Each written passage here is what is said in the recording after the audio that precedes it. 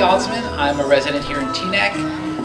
I'm also a member of the community here, the sort of nascent or inchoate Orthodox LGBTQ community here in Teaneck.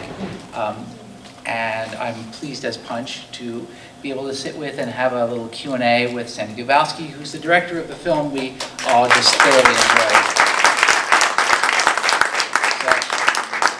I'm just going to hit you with the questions, and then we'll start at the end. We'll have a little bit of an audience Q&A. So just to start with about sort of the nature of the filmmaking, other than 20 years of your life and an incredible investment, what were some of the challenges you found in making a documentary, not only this wide scoping, but also, you know, having as deep and multi-layered a story to tell? Well, you know, maybe I'm a hoarder, I don't know, but I definitely had 1,800 hours of footage, 1,100 hours of archival film and video, and, you know, was really following Amichai for so many years. And so I think the biggest challenge was how to knit this into an actual narrative, how to knit it into a cinematic story. And I had this set of editors, and then there is someone here. Brian, are you here? Brian Cates. I want to give, Brian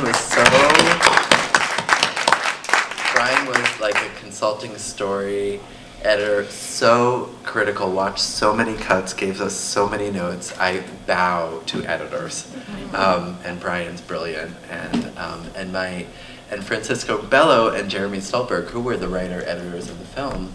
I mean, that was the best creative experience of my life. To really sit with them and try to sculpt and shape this story was the hugest challenge. And at one point, they said to me, Sandi, this is so sprawling. You know, there's the Holocaust story, there's Rebbetzin Hadassah, there's the kids, there's, Lab Shul. I mean, there was so many strands that, how are we going to pull this together? And they said, we need you. And I said, what do you mean? They said, we need you to be the narrator. And I said, oh, no. I was like, please, no, like, you mean like my rabbi and me? But they said, yeah. Because you see me, I pop up in the footage. Like, we started pulling anything with Amichai, like my wedding with Eric. Amichai officiated my interfaith queer wedding with my husband, Eric, who's passing out mailing list signups if you ever want to keep in touch. But yeah, then we really built that narration, and we kept building it, and then we showed it to a group of editors, and they said, Sandi, we love you, get out of the movie. And we took 9 months of work of my voice in it and guiding it, and just threw it to the floor. And what emerged in that space was Benny, was Amichai's brother. And then he became a real spine of the film. So one of the biggest challenges was, how do you take a sprawling life and turn it into an hour and 45-minute film? Unbelievable. So many of us know you from Trembling Before God, which was something that was very impactful to me personally. I have friends who appear in it, partially or in whole. And so we see in the beginning that the plot begins to focus mostly on Amichai, his upbringing, and the interplay he has specifically with his sexuality, a little bit with gender and religion, and how that sort of creates this initial tension that he has that really drives him. But then the movie shifts gears, and it really starts to head into Amichai's unique view for the how he sees Judaism evolving into the 21st century. At what point did you sort of see and decide that this was the place you were going to go with this? Because you could simply have continued to focus on and created yet another sort of Jewish queer interest movie, of which there are plenty now. So how did that... Yeah, I mean, look, in the beginning I was in love with Rebbetzin Hadassah. I mean, that I was like in Sparkleville with her and filming her performances, and that was, so dynamic. But I think the same way that Amichai kind of took off the wig and took off the mask, and is now a retired drag queen. Doesn't one ever really retire from that? I don't know. Yeah, she may come back. But yeah, I think that he was really shifting in himself sort of how he was going to serve the world. And people were approaching him to marry them, to like, Amichai buried my father, and he really was there for my mom and I and Eric for this year of mourning.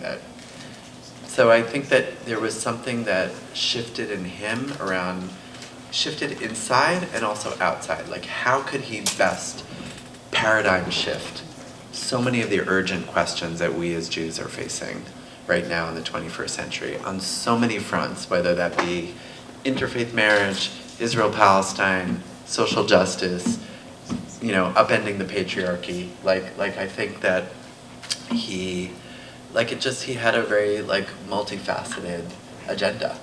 And I think we were trying to witness the kaleidoscope of that agenda, and it turns out that, look, Trembling Before God helped open the door at JTS to openly gay and lesbian rabbis. So he was at JTS partly from the work that we did and many others. So, queerness is coursing through it, but is not the only river. So that sort of leads into the last planned question I have for you. And that the theme of the film festival is activism. The focus is activism. And it's pretty clear that Rabbi Lau-Lavie has a very specific activist bent on two main levels. He has the activist bent that he's been engaged in with the sort of how Judaism can deal with or change or adapt its view towards intermarriage, which is an extremely sore point. Almost as equally sore as the current point that we have now with the Israel-Palestine issues. And I have friends in this audience who, when I told about the movie, say, "Oh, but I stand next to him. I go with him to the protests." So wave, Adina, wave, yeah. So she's like, "Oh, I know him. I protest with him." But I'm concerned a little bit that we might have missed something. That there may be yet another river or another theme or another thread that we focus so much on these surface topics. And I think one of the brilliant things you pointed out was the fact that his brother, Rabbi Benny Lau, is sort of the narrator that discusses how a lot of these tensions arise. And if you were to ask me before, I actually had no idea who Rabbi Lau-Lavie was, but I am a follower of Rabbi Benny Lau on Facebook, and I read his posts so that's the bubble that I live in, and the bubble that burst when I first saw this as a screener. So what else what am I missing? What can I take when I go to dinner with my fellow yeshiva students tonight? What should I tell them in addition? Like, what's below the surface? What's the 9/10 that's not there? I think that, look, we're how many days after the election? We're, a few days. It's a very raw time.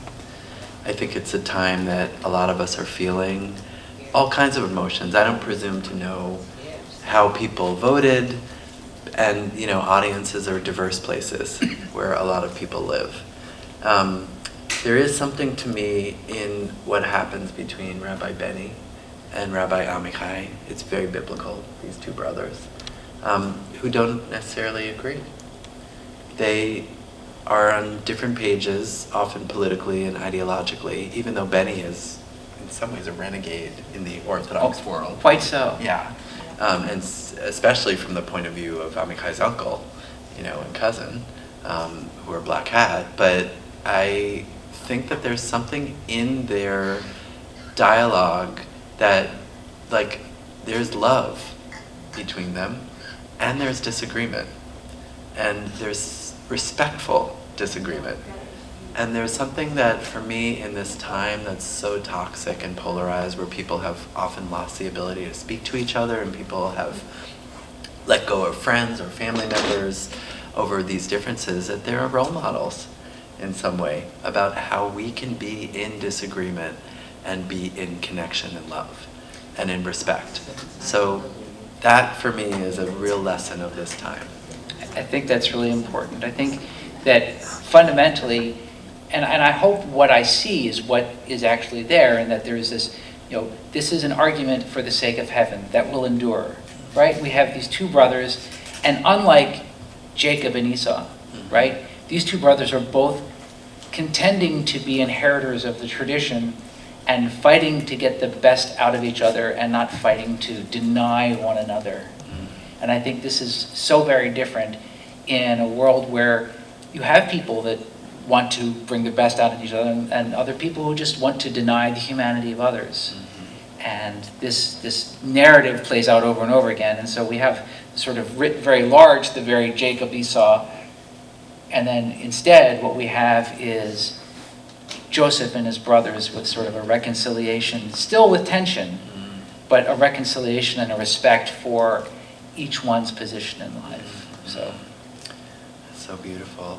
Yeah, I mean, I think back also to when Benny said in the interview, because it took me 13 years to ask Benny to be interviewed.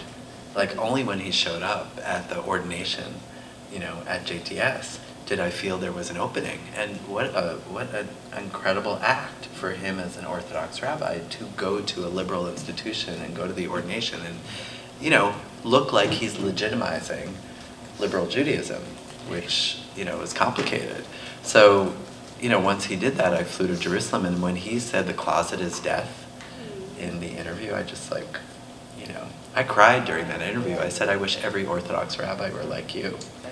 And, I've spent so much time with rabbis. I mean, in some ways, I'm like, I guess I'm the filmmaker to rabbis. Like, from trembling to this, but, I also spent many years trying to find family members who were Orthodox, like parents who had lesbian or gay kid when I was doing trembling. And it took me 6 years of crisscrossing the globe. I could find no parent who would be public at that time in 2001, in the late 90s. And now we see this mother, this father, Orthodox parents who have a queer kid being public, this brother. So I do think let's also acknowledge change, that history has moved, that people have, taken risks and been so courageous and now are out, and I think there's something very profound about that, in a very little time period. I think we have time for one or two questions from the audience. So, okay, you're right there. Go ahead. Okay, what is okay? You want me to? Okay. Excuse me. What is Amichai doing now, and is he leading a synagogue beside Lab Shul? Lab Shul is thriving. So Lab Shul, we just had Rosh Hashanah Yom Kippur, and it was 1,000 people. Where is Lab Shul located? So Lab Shul is a pop-up. So they were at the BMCC in Tribeca for the high holidays. And they do Sabbath Queen events. They do, for kids, they do, instead of bar or bat, now they do B mitzvah, so it's not, binary gendered. So a kid works with a artist for a year, and they take a Torah portion, and they try to, they learn together, and they wrestle with it, and then they do their kind of performance, like a storytelling performance. So there's a Generate group for elders, which my mom was a part of. I am part of the Kaddish Club, which supports mourners. So, I think Amichai is now, I think the film is giving him a platform to be more of a thought leader and really more of a public figure, but definitely he's got the rabbi hat on and Lab Shul's happening. So what else is he doing beside the Lab Shul and the activities relating to Lab Shul? So he's doing Below the Bible Belt, which is his daily read of the Bible and writing. So he's doing a lot of writing. He had an op-ed in the New York Times in June. And so I think a combination of teaching, writing, rabbiing, and now being, as he says, don't call me a protagonist, don't call me a subject, I'm a film star. So we have time for one more question.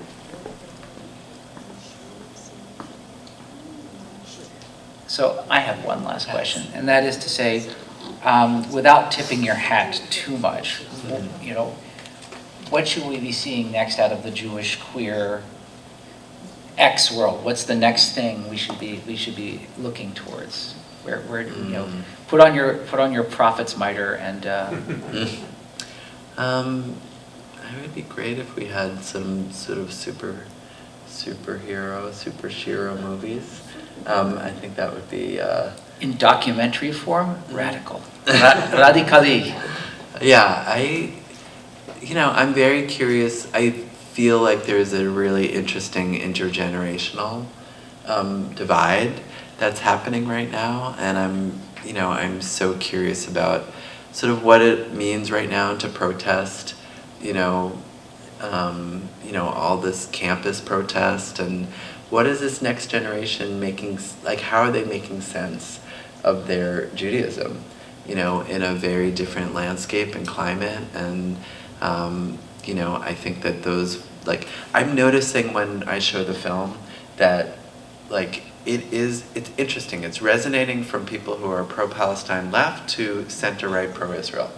The film is being embraced by this very wide spectrum. It's being embraced by people who are queer, who are straight. It's being embraced by college students who say, I want to bring this to my campus. To people who are elders, to boomers and Gen X who say, I want to see this again with my kid, and then talk to them. So there's something to me about what is happening in our conversation right now, about who we are, that I would love to see more work about. And I would love to see, teenagers and preteens make movies about who we are.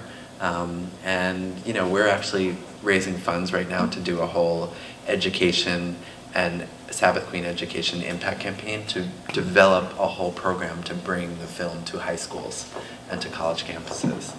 Yeah. I do have a question. Yes. If I'm not mistaken, the film was shown at the Rutgers Film Festival today, I think. Yeah. And my question is, how was that received by the kids you're talking about, the college students? Oh, I'm not sure college students go. They don't. Yeah. But, I just came from Germany, and I did a German premiere in Leipzig, in Doc Leipzig. And interestingly, it's a big university town, and the average age of the audience there was 30 years old. So we were reaching, and it was sold out, 2 shows sold out. It was super interesting because it was the next generation of Germans. Oh. And I've been wondering what it would be like to show this film in Europe. And I just came from Zurich, Leipzig, and Rome. And in Leipzig, I met this guy who just came to me and was like kind of shaking, and he said, your film, like, my dad is Jewish. He was like part of this kind of refugee family from Poland. Mom was Christian. His dad became he was a performance artist who dressed up as a chassid. He was a DJ. He lived in squats in London. The family went to India, went to South Africa, went to England. He's now living in the shadow of Buchenwald in Weimar, teaching film with his non-Jewish German girlfriend at the Bauhaus University. And he was after the film, he went back to his room and he just wept and wept and wept. And we were crying there at breakfast talking about it, and she and I were crying after she saw it. And I think it awakened all of the wrestling with his identity, with his family, with his ancestry, with his being. And it's so interesting. I was like, wow. And when I was getting on the plane in Germany, there was a guy who said, hey, I saw your movie 2 nights ago, and he was German, not Jewish, with an Israeli wife and 3 kids, one of whom is named Levi, like lion. And I was like, and they do Shabbat every week with this queer couple, and this other family. They rotate apartments, and I was like, wow, this is fascinating. This is 2024 Germany. This is who we are. We're mixed. We're mixed in so many ways. I was meeting the Jew joys, of Germany in Leipzig, which is a 1,000-person community. And I think that's what I'm really taking in as we move. The number of people who say, wow, the narrative, I'm finding the new Jewish narrative. I'm queer. I'm mixed. My politics are different than my family. There's so much. I'm just finding it endlessly fascinating as people share their stories and how they take the film deep inside and how it is a mirror and a prism to their life and their love, their life, their everything that they're wrestling with, and it's awakening people who are just these questions have been buried, or they haven't been in places where they're allowed to ask these questions. And I think that's so beautiful. That's who we are as Jews. Let this film awaken 1,000 questions, as it moves all over the world. Thank you so much. Once again, everybody. Sandi Dubowski.